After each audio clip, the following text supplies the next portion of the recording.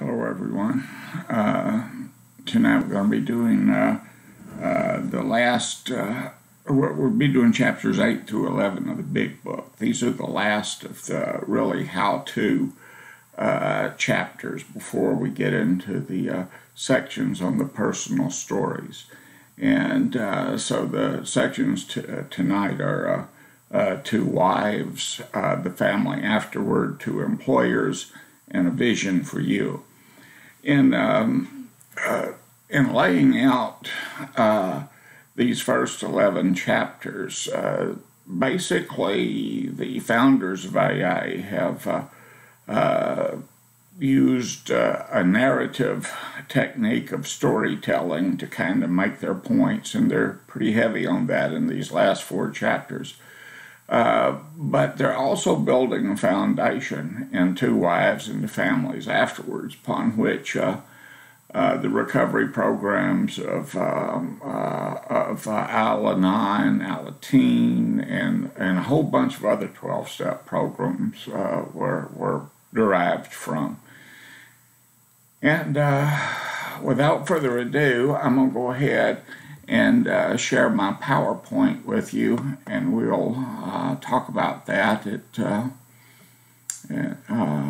Or I'll talk about that, really, I guess, because you're not in the room with me. But I'll talk about it, and it'll take about an hour or so. So here we go.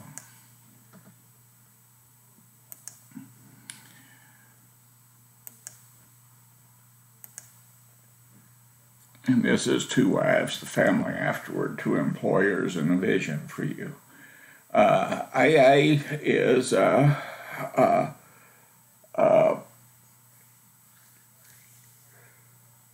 older program.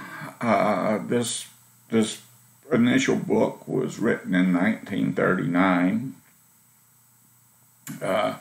and the chapter Two Wives and the Family Afterward concerned itself primarily with relationships, and relationships with people who were not necessarily alcoholic. At the time the Big Book was published, most members were male. Consequently, that's a reason, it's not the only reason, that there is a chapter titled Two Wives in here, and not a chapter titled Two Husbands, which kind of puzzled me when I first read the book. But though it may represent the experiences of Lois W., Bill Wilson's wife, and Marie B., whose story, An Alcoholic's Wife, was published in the first edition of the Big Book, and this is she over here on the right, Marie B. The authorial credit for Two Wives is given to Bill W. And Bill W. basically wrote the Big Book. I mean, there were some stories in there, but Bill did most of the writing, and you can tell that from the literary style. So even though this chapter was written for wives, the information could be useful to husbands who had alcoholic wives. It wasn't, and even to wives who had alcoholic wives, because Marty Mann was one of the very first lesbians in AA, and she wrote the story or told the story. Women suffer too in the Big Book. The seeds of Al-Anon and Alateen, the principles of recovery of the 12-step programs, constitute foundations laid in Two Wives and the Family Afterward, which were developed further, extrapolated further by Lois W. Oh, I can't stop yawning. Sorry, I'm going to try to get this under control, but I can't promise anything. is founded by Lois W. and anyway, founded by Lois W. That's her right there with her husband, Bill. Two Wives describes several types of drinkers. And really, when they're describing the types of drinkers, they're describing patterns of drinking behavior. And as was the tendency at the time, it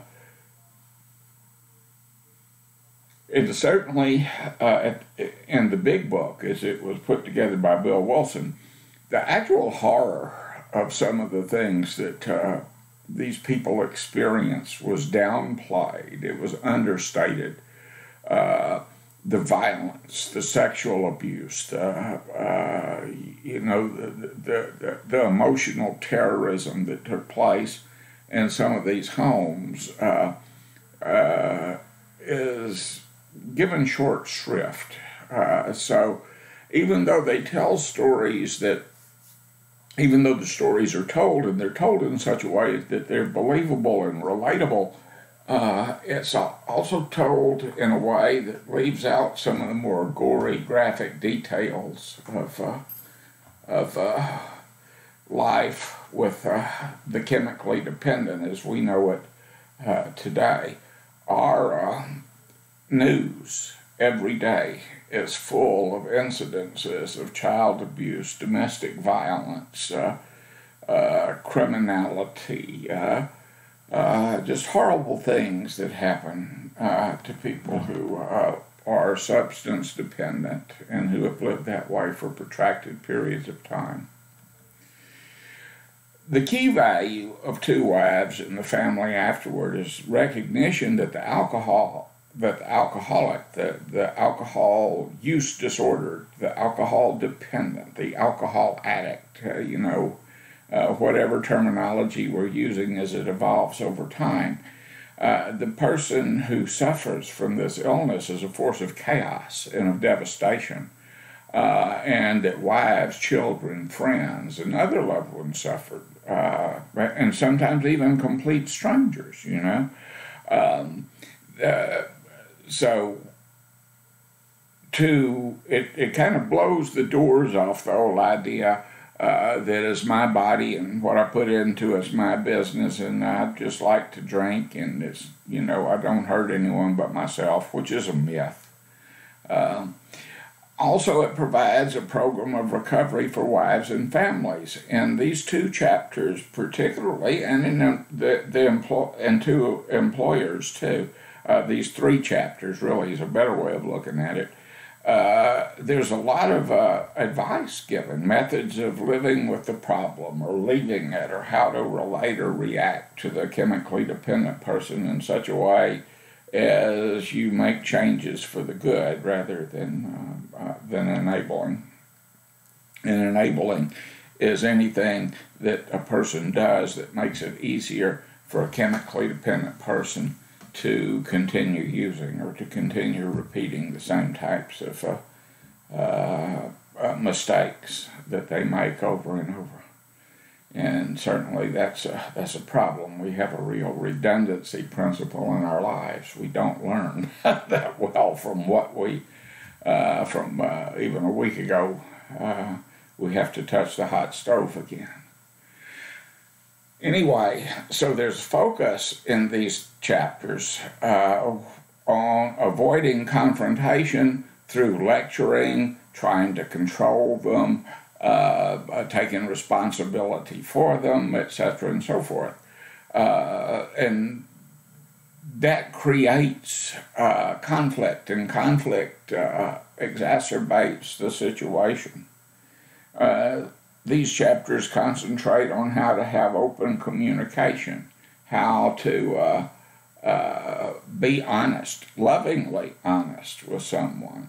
Honesty does not mean being brutal or cruel, but open communication is one where there's dialectic, where this goes back and forth. It's not me lecturing to you or you condemning me. It's an exchange of ideas. And boy, could we use a little bit of that in our political situations today. We're getting real close to this election.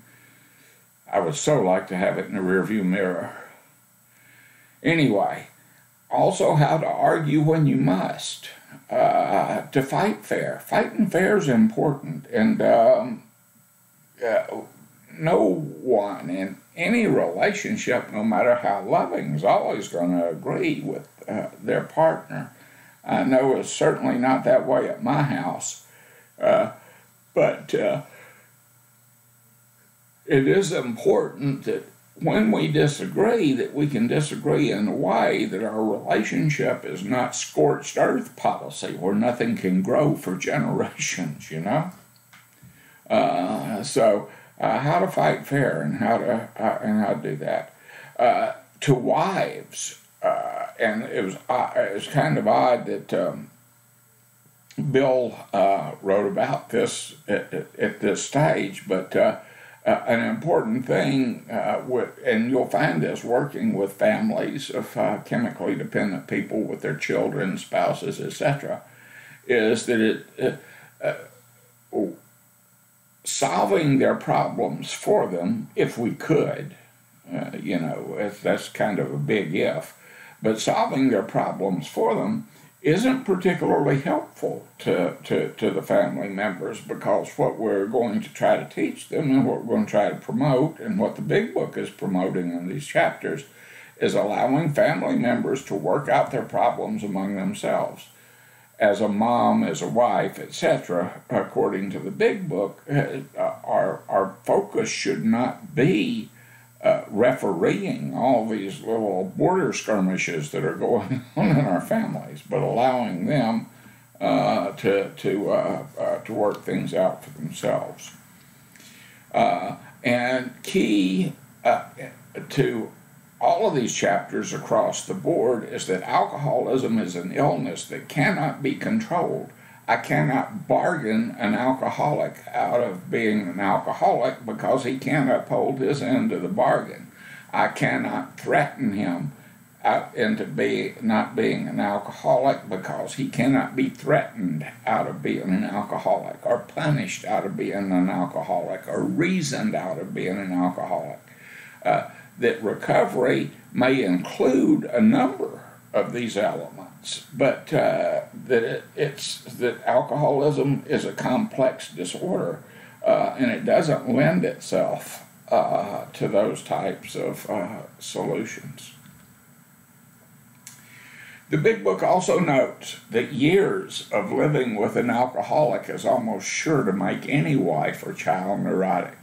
The entire family is to some extent ill, and that's true. And we'll talk about that in some other chapters. But if you came up in an alcoholic home, you already know this. There's some things that go on in there, in that household, that's weird, and you got to make all kinds of psychic adjustments to that, because everything is not up front in the alcoholic home, and what you see is not necessarily what you get, and you're taught to doubt yourself, and to not feel, and to not talk, and to not trust. Neurosis, yeah, at least. At the time of the first edition of Alcoholics Anonymous, most members of that organization were white, male, heterosexuals. Family members were white, male, heterosexuals. And not represented in early AA were Latinos, African Americans, Asian Americans, other minorities who struggled with alcoholism too. And this, I've looked into the origin and the evolution of Alcoholics Anonymous, and this was a prime example of institutional racism. Turning it into an all-white boys club was an incidental thing. That no one said, well, let's make it a branch of the Ku Klux Klan or whatever, which it wasn't.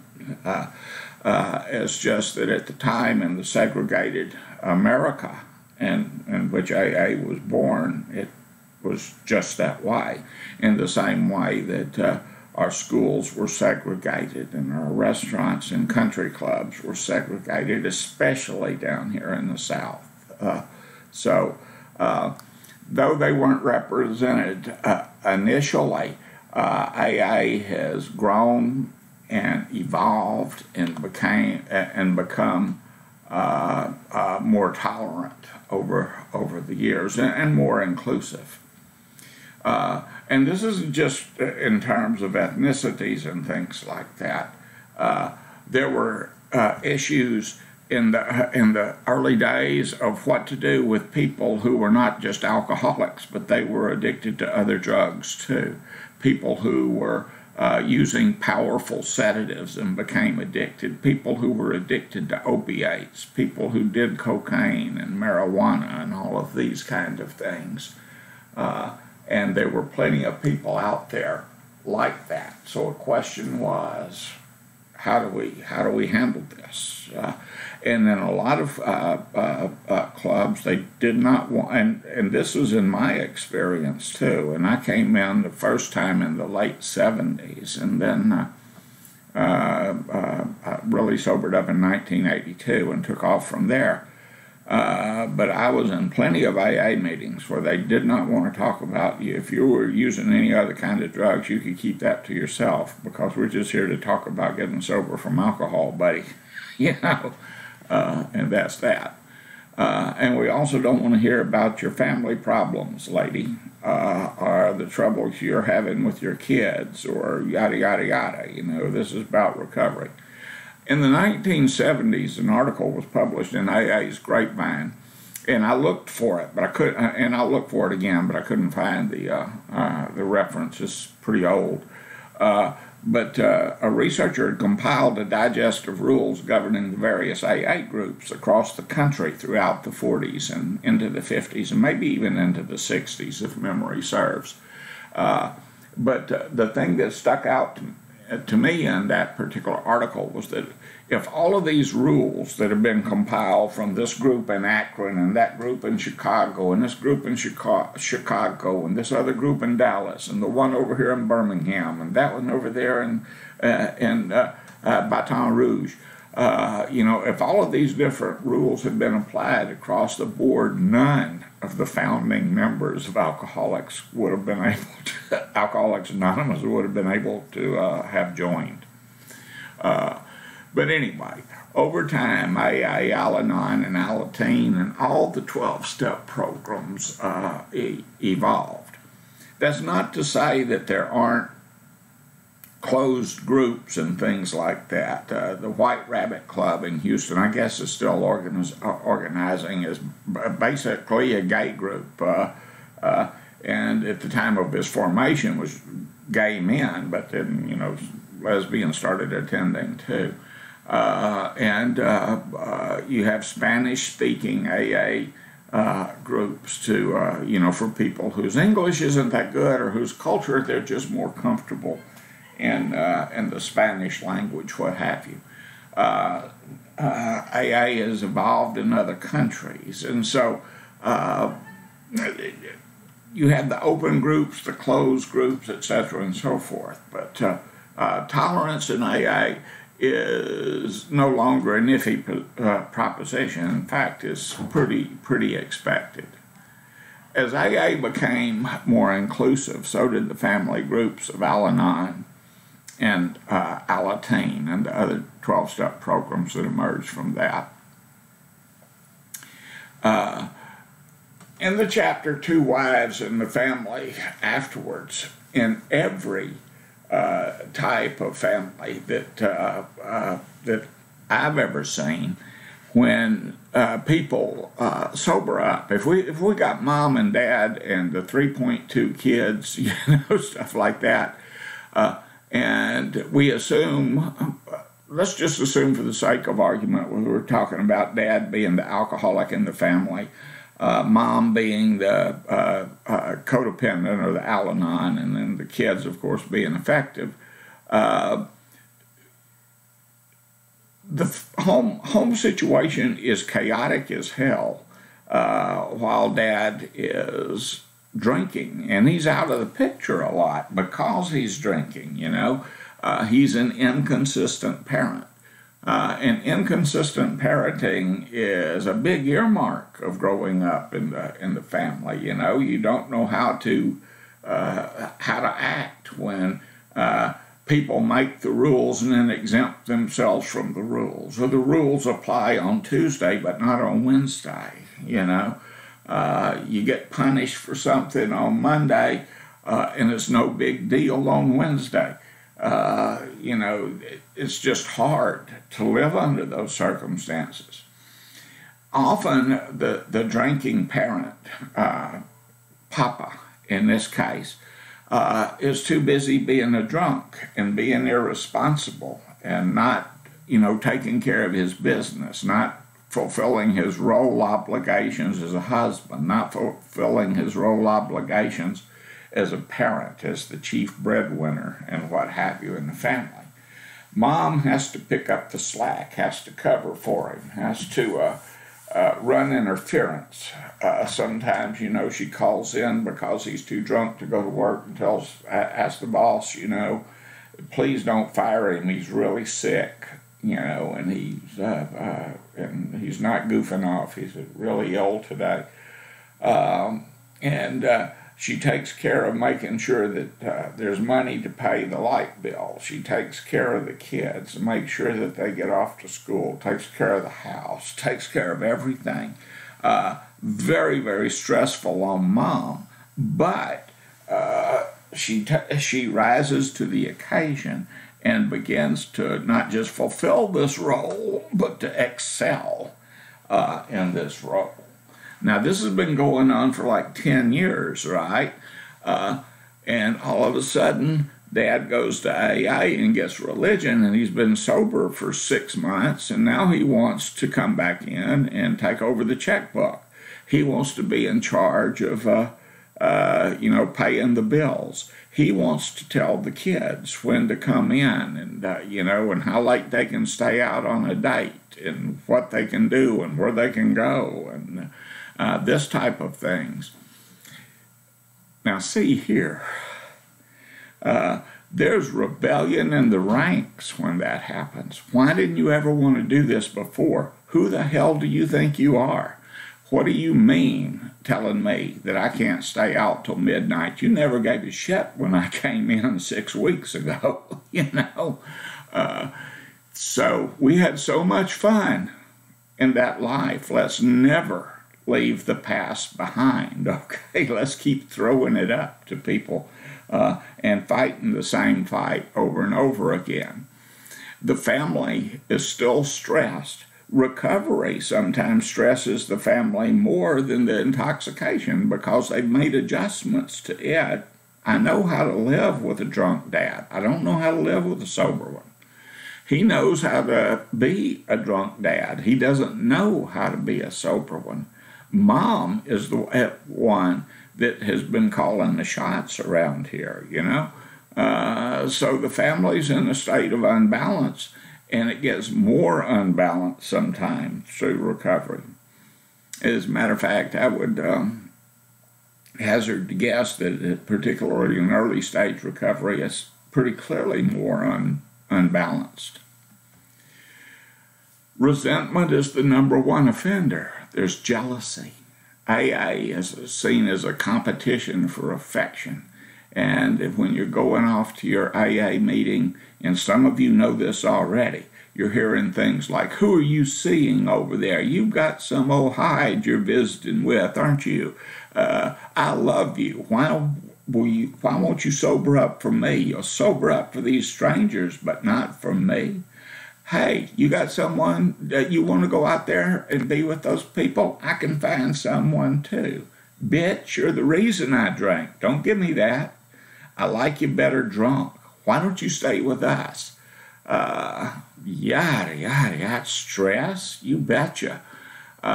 And it creates a situation where when an alcoholic is stressed, the most natural thing for an alcoholic to do when stressed is what?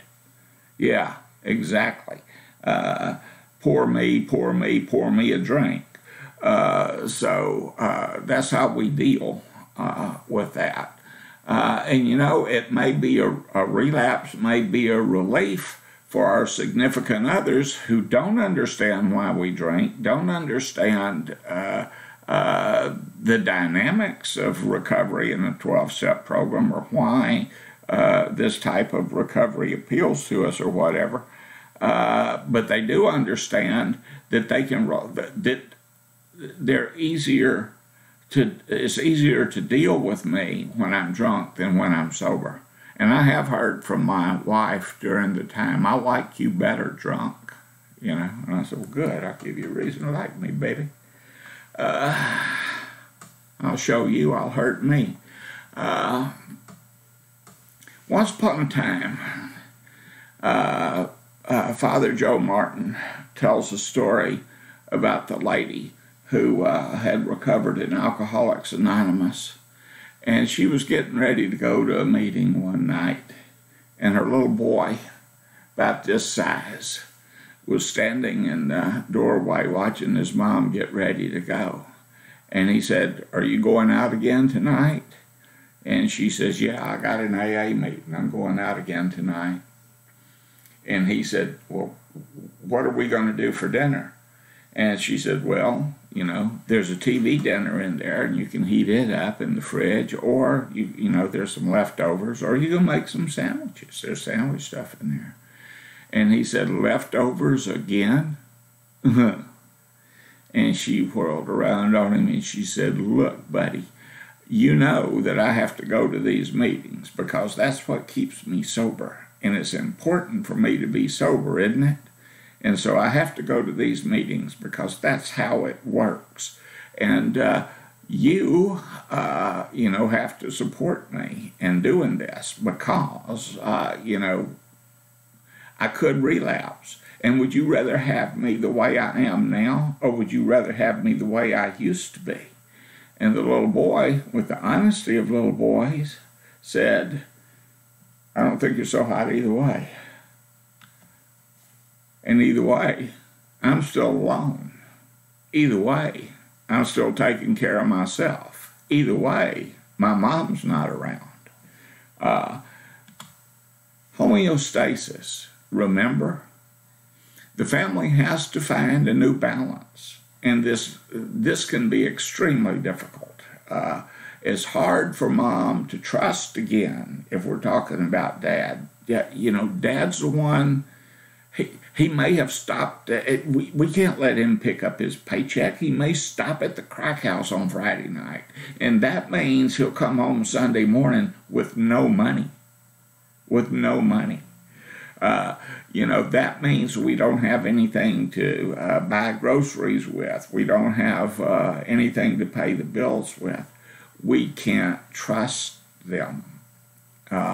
And there's a struggle after one's been burned so many times. And it's on one hand, and I can say this as a recovering alcoholic and long-term recovery, on one hand, I can see why my wife at the time wouldn't trust me.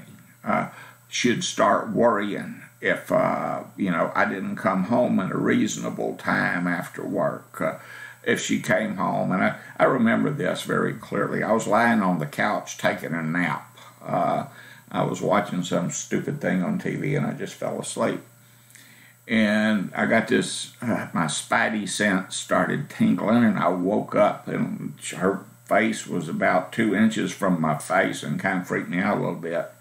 And she gave me a quick kiss and played it off. And I played it off, too. She wasn't bending over to kiss me. She was smelling my breath to see if I'd been drinking, see if she could detect alcohol. That was... 40 years ago. I only have a little bit of resentment left. Anyway, Finding balance in the family is terrifically important. Finding balance in our relationships with other people, friendships, romantic relationships, parent-child relationships, employer relationships, are extremely important. Because if we don't find those balances, we can slip to extremes. And being an extremist in a relationship is a good way to end one.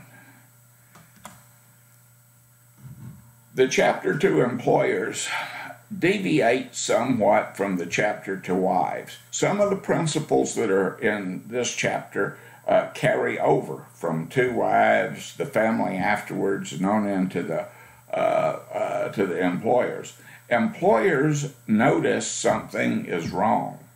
They notice something is wrong. If you show up on the job drunk all the time, your employer, unless he's dumber than a rock, picks up on this.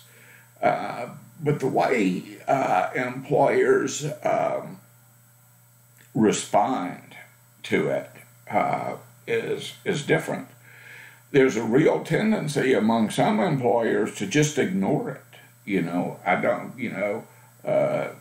I know nothing, I see nothing, nope, nothing wrong here.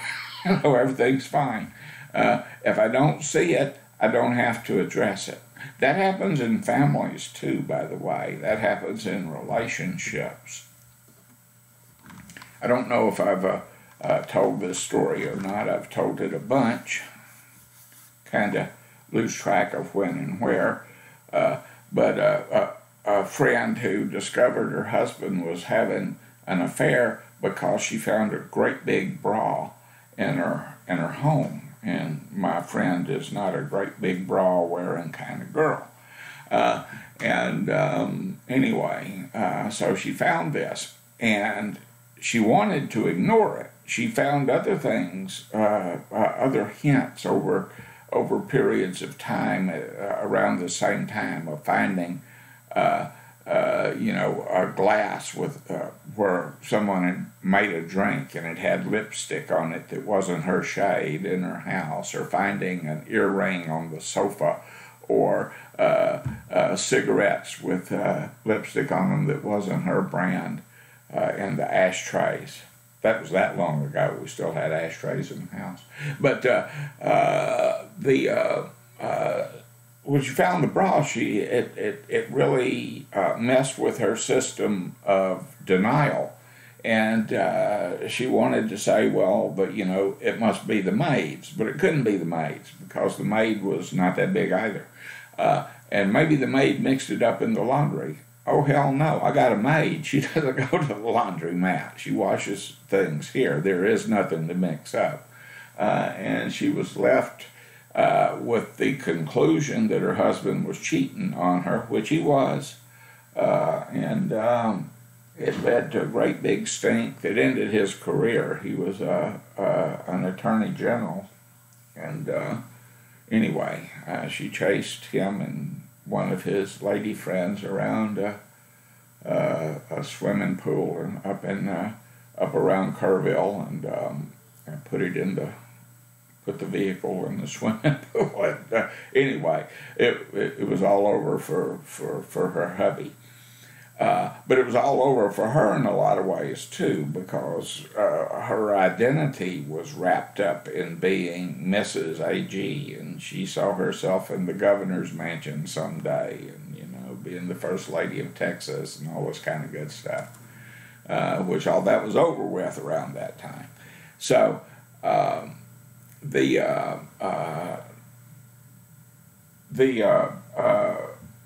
confrontations, the imbalances, the inability to see what's going on and address what's going on, kind of just it packs more fuel into an explosive situation, that when the spark occurs and it all goes off, it's going to make a bigger boom than it would have otherwise.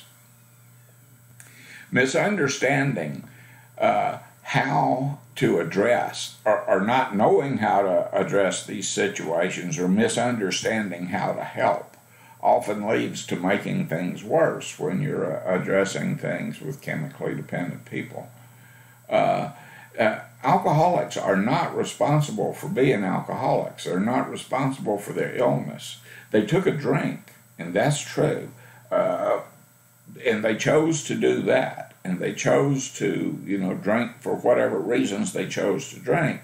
But the process of becoming chemically dependent is not a cognitive process of decision making that I'm going to, this is what I'm going to do and this is how I'm going to be. And once you are that way, some of the things that you do is because you're impaired and you're not thinking well and you're out of your mind, basically.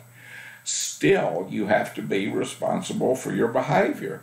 If I get drunk and do something heinous, rob a liquor store, beat someone up, rape someone, wreck my car and kill someone, I'm still responsible for that behavior, even though I'm not responsible for the illness that causes me to drink.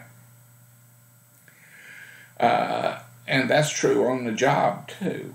Sometimes, with the very best of intentions, bosses can be major enablers. I mean, I've had bosses, I think of one in particular when I was working for Brown and Root. I don't know how many times Donnie threatened to fire me. And he threatened to fire me at least about once a week. Damn it, man, you got to sober up. You can't be coming back from lunch drunk, which I would haul ass.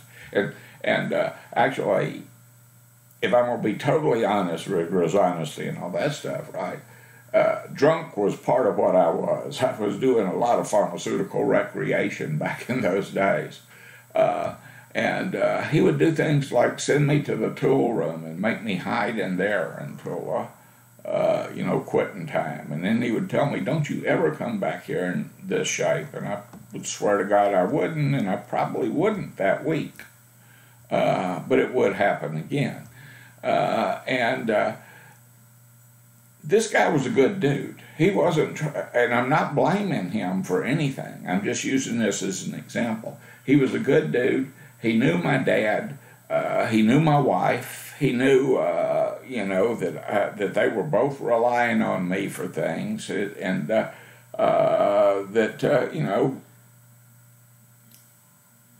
he wanted to make sure that I could provide. He wanted to make sure that I could contribute. He wanted to make sure that I was pulling my weight, but I wasn't.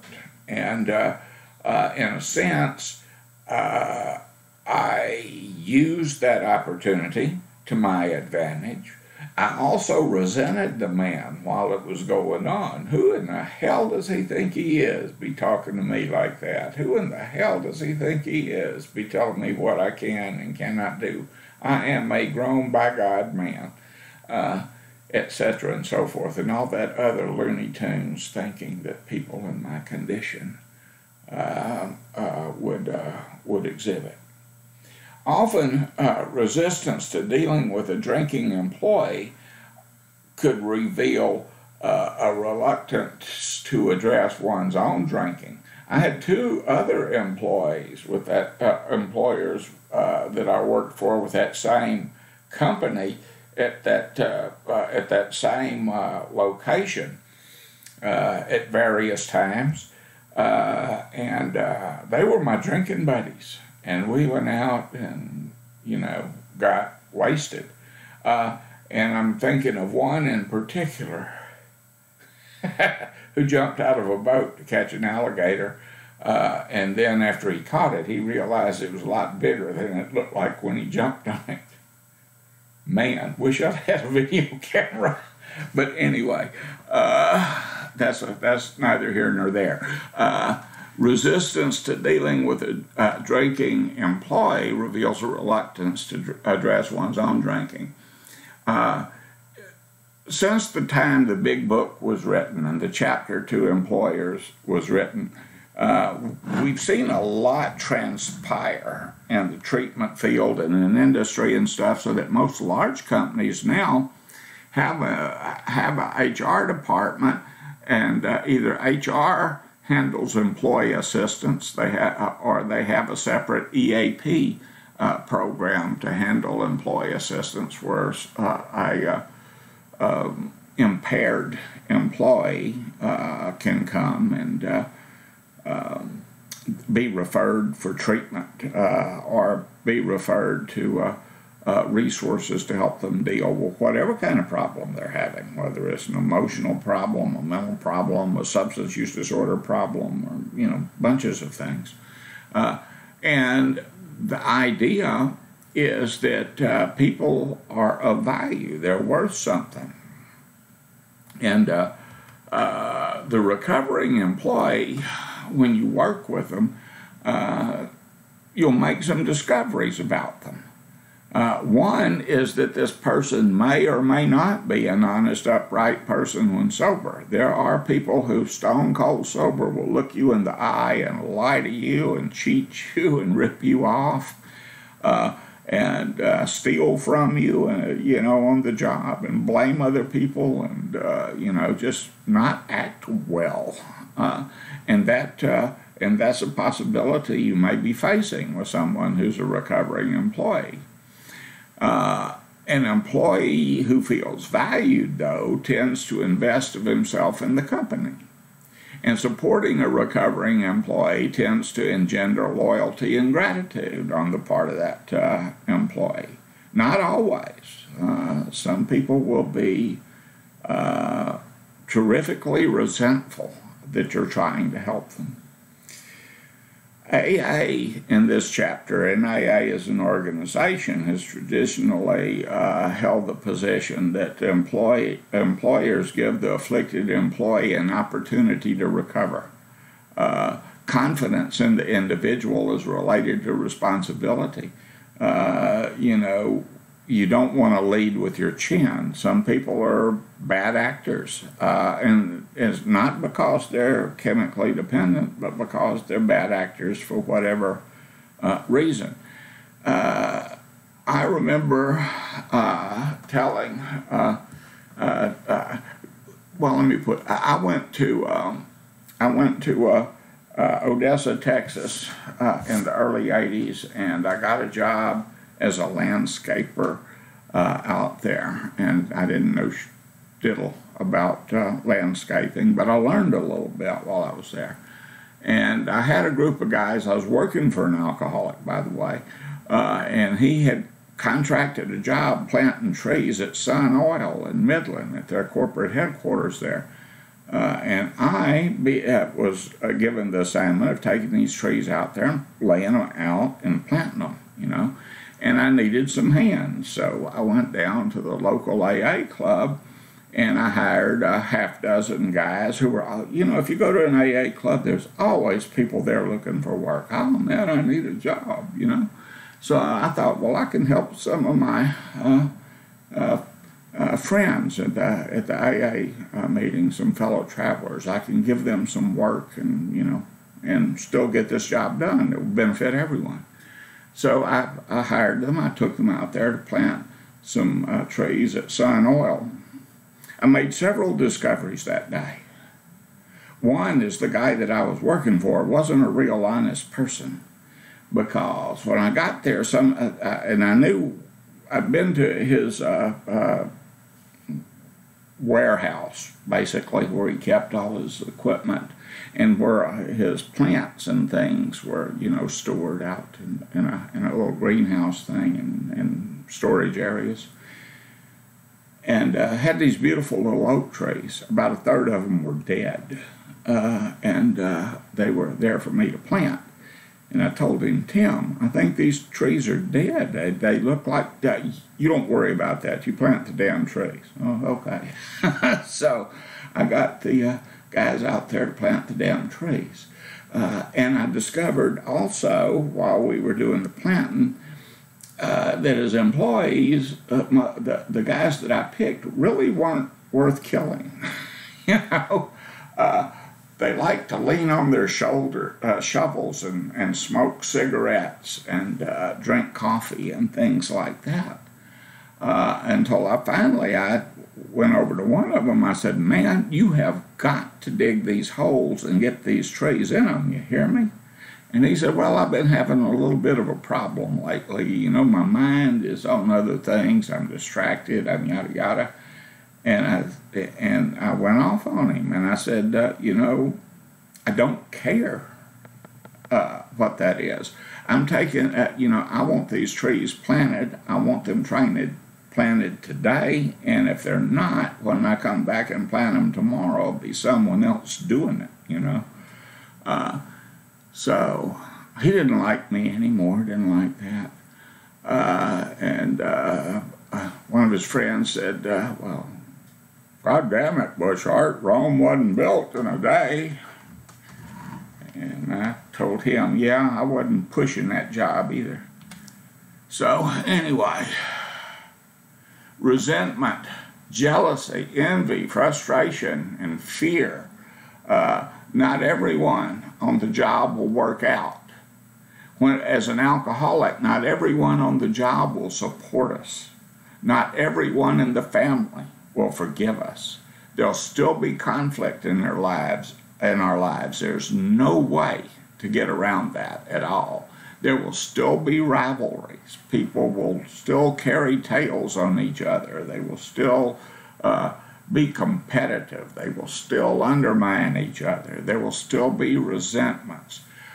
You'll discover when you get out into the treatment world, and I'm not saying this to poison the well or anything, but chances are real good that when you wind up going to work for a hospital or for a free standing treatment center or in a probation or parole office or in a school or wherever you land, there'll still be office politics, and you still won't agree with a lot of people. And there'll be some folks there that you like and some folks that you don't. And some will like you and some of them won't. And you have to make the best of that as you go forward. Alcoholics Anonymous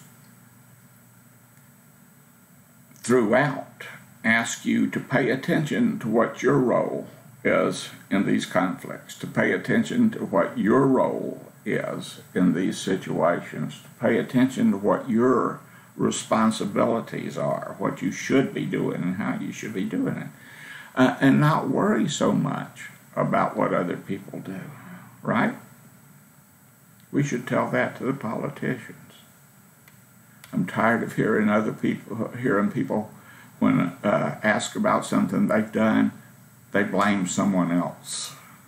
It's kind of disgusting after a while, would you agree? So you're an alcoholic. How's that my problem? Some bosses say some bosses somewhere every day, and they have a point. Why is it their problem? When I go to work, I'm contracted to do certain things, and if I can't get those certain things done, whatever the reason, then my boss has a reason to complain, a reason to address that with me, and a reason to fire me sometimes if it's a consistent thing. The same's true with a family. It's a quote up here. If I walk out that door and get struck by lightning, people will say, why, if he hadn't been drunk, it never would have happened. Buford Price McCarran. And that was my uncle, who very quietly drank himself to death on his sofa over in the Fifth Ward, in the early 70s. The truth is, I just like that. I was looking for an image of someone getting struck by lightning, and I came across the Flash, who's got a lightning bolt on his chest. I just like that, so there you have it. There's nothing we can do about other people's opinion of us. There's nothing we can do about certain situations and things that we're powerless over, as such as what other people think about me. There's not a lot I can do to change what other people think about me because it's their thought. It's not mine. I can't do anything about how people value what I have to offer. It's their call, not mine. I have to avoid fixations on realities over which I'm powerless. And I look to put my energies and my efforts into the things that I can change. So, what is a boss to take away from all this? Well, one is no one should be fired just because he or she's an alcoholic.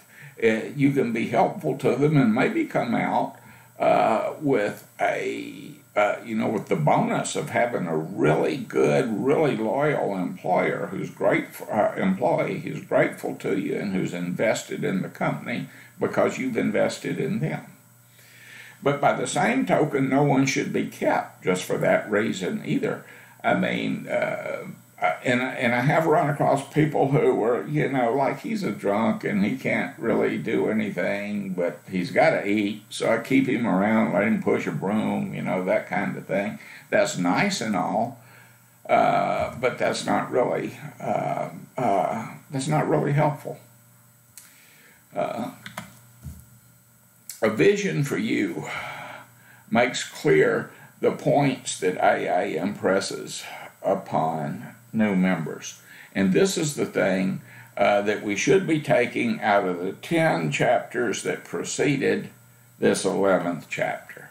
And that's, we're powerless over alcohol and could not manage our own lives, and that God could and would if he were sought. Because at the end of the day, the people who formulated the program of Alcoholics Anonymous were people of faith. They were religious type people.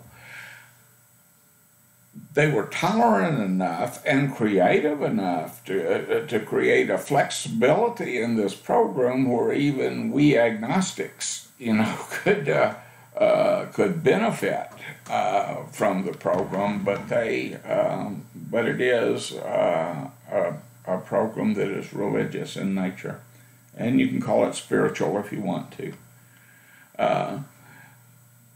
Anyway, in conclusion, 3 of these chapters address relationships, how they're damaged, how they may be repaired, the job of the recovering person. And by recovering person, I'm not just talking about the drinker. That can be the drinker, the family member, the friend, or the employer, who that's to try to understand rather than to be understood, to try to understand what's going on with the other person.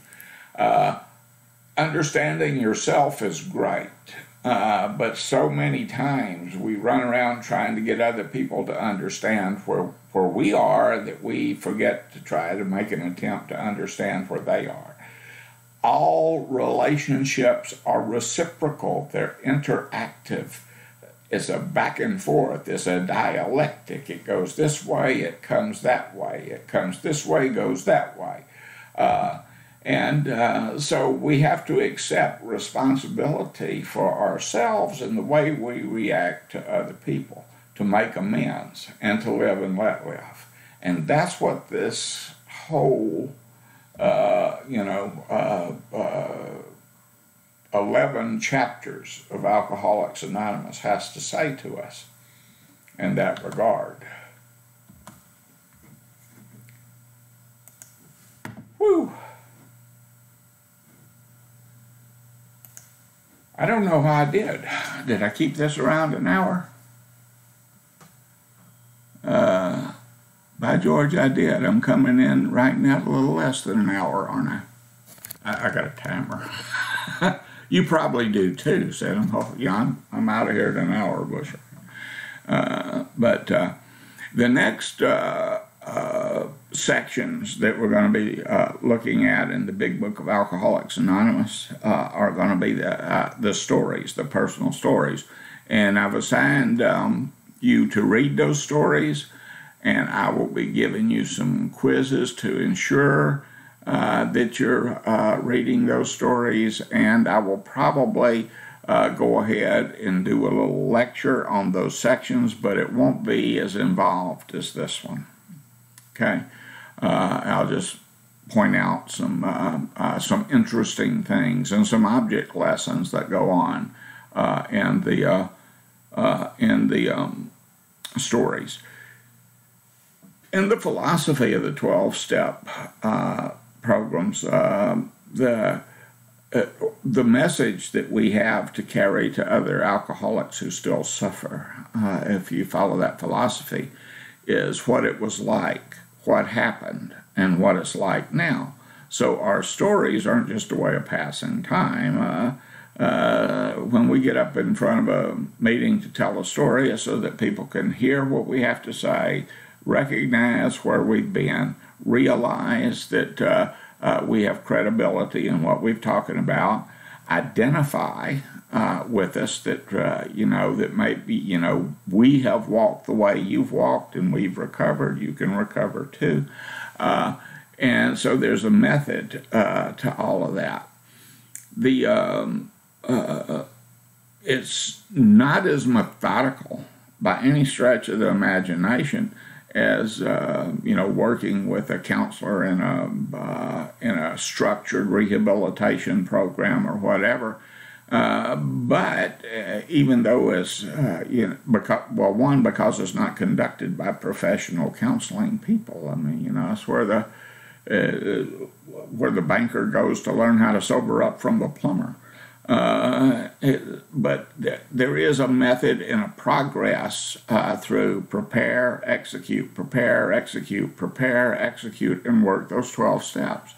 And then to practice these principles in all our affairs, and then to carry the message to the alcoholic who still suffers. Some of us kind of get that out of order, and out of alignment. Again, balance is the thing. We live in the world, and we live in the world that is the world, not the world that we want it to be. We live in the world that is. We can be happy there, and a lot of people are. And we can be sober there, and a lot of people are. So, I guess I'm off my soapbox now. And, okay, well, got another one of these to do, so I'm out of here. Talk to you later. Bye.